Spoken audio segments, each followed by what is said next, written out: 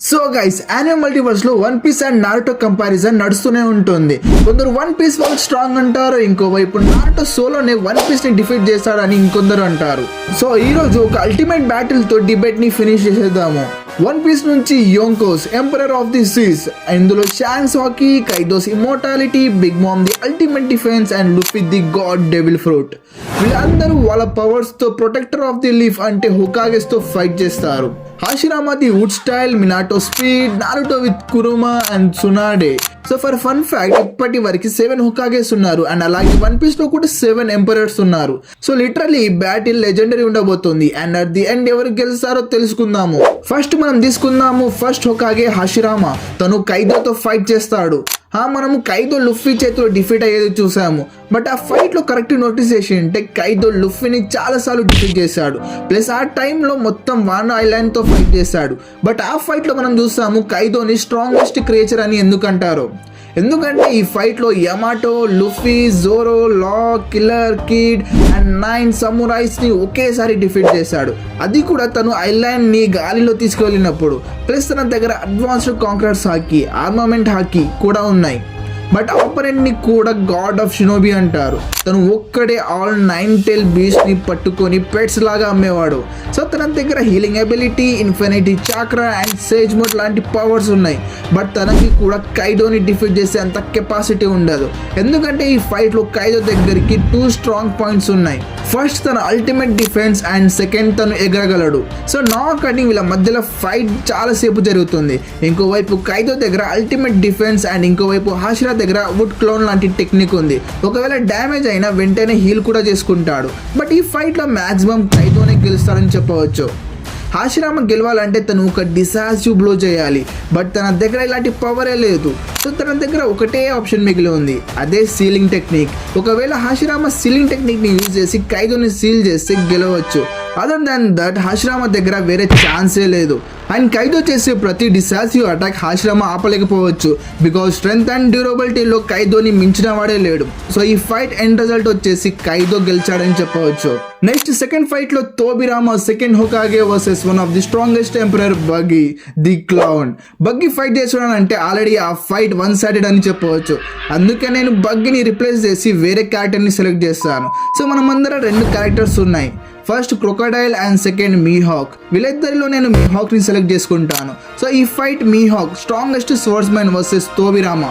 తోబిరామా గురించి చెప్పాలంటే తను ఒక tactical fighter, just like Mihawk అని చెప్పవచ్చు.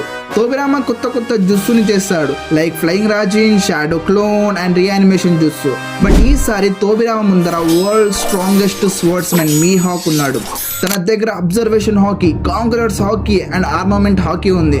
నా అకార్డింగ్ ఓన్లీ అబ్జర్వేషన్ హాకీతోనే తను ప్రతి ఒక్కరిని డిఫీట్ చేయగలడు. అండ్ తోబిరామాది స్ట్రాంగెస్ట్ అటాక్ ఏది ఉండవచ్చు, maybe flying Raijin or dragon జుస్సు. సో ఈ రెండింటిని మీహాక్ ఈజీగా డిఫీట్ చేస్తాడు.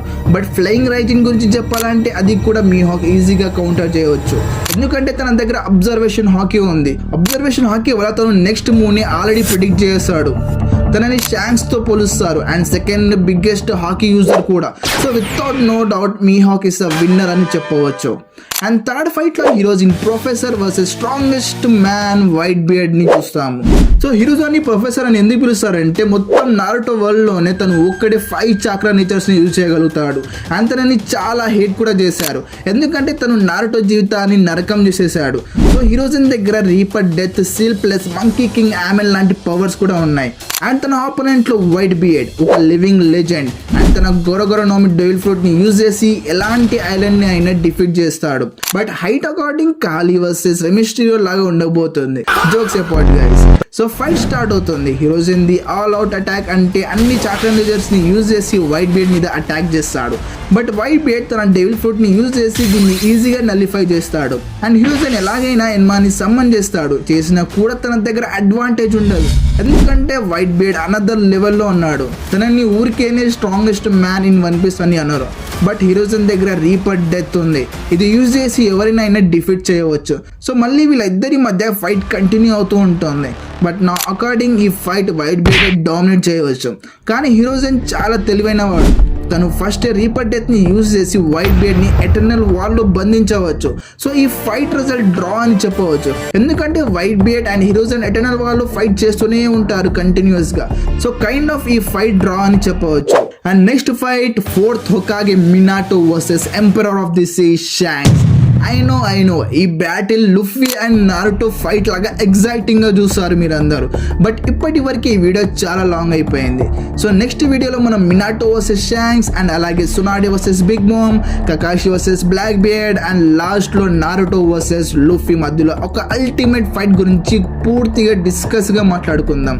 అట్ ది ఎండ్ ఎవరు గెలుస్తారు ఇందులో అండ్ ఎవరు ఓడిపోతారు అనేది కూడా తెలిసిపోతుంది. సో నెక్స్ట్ వీడియోలో ఫైనల్లీ ఈ డిబేట్ ని ఫినిష్ చేసేద్దాము. సో గైస్, ఈ వీడియో నచ్చినట్టయితే ఒక లైక్ కొట్టి ఈ వీడియో ఎలా ఉందో కామెంట్ సెక్షన్ లో చెప్పండి. ఇలాంటి యానిమే కంటెంట్ కోసం మన ఛానల్ ని సబ్స్క్రైబ్ చేసుకోండి. అరిగతో గోజైమాస్.